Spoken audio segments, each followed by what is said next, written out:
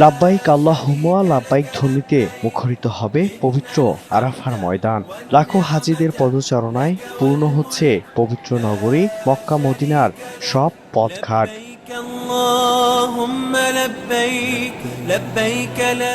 চলতি বছর পবিত্র হজের মূল আনুষ্ঠানিকতা শুরু হচ্ছে আগামী 4 জুন। দেশটির সুপ্রিম কোর্ট এই ঘোষণা দিয়েছে। সৌদি আরব সূত্রে জানা গেছে, ইতিমধ্যে বিভিন্ন দেশ থেকে 10 লাখেরও বেশি হজযাত্রী সৌদি আরবে পৌঁছেছেন। পবিত্র হজ ইসলাম ধর্মের 5টি মূল স্তম্ভের একটি। শারীরিক ও আর্থিকভাবে সক্ষম যে কোনো মুসলমানদের জীবনে অন্তত একবার হজ পালন করা ফরজ।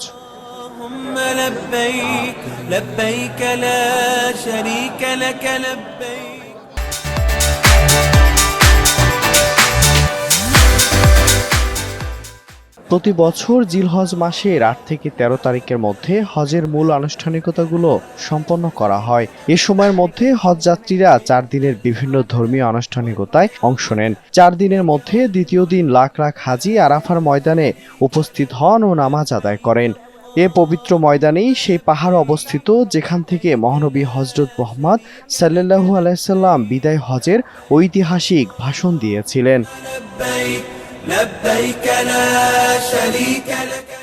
সারা বিশ্বের মানুষের কাছে ইসলামের শান্তিপূর্ণ বাণী পৌঁছে দিতে 20টিরও বেশি ভাষায় খুতবা সম্প্রচার করা হবে। এসব কাজের তত্ত্বাবধান করছে মক্কা ও মদিনার পবিত্র 2 মসজিদের তত্ত্বাবধানকারী সাধারণ কর্তৃপক্ষ।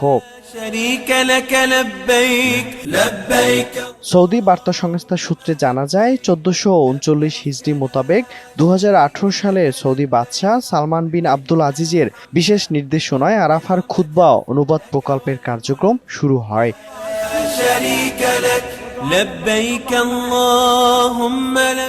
প্রথম পর্যায়ে শুধু 5টি ভাষায় তা সম্প্রচার করা হয়, পরে ভাষার সংখ্যা বৃদ্ধি পেতে থাকে।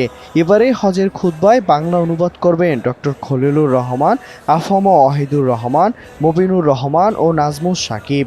তারা 4 জনই বাংলাদেশি। তারা সবাই মক্কার উম্মুল কুরা ইউনিভার্সিটিতে পড়াশোনা করেছেন। لبيك اللهم لبيك لبيك لا شريك لك لبيك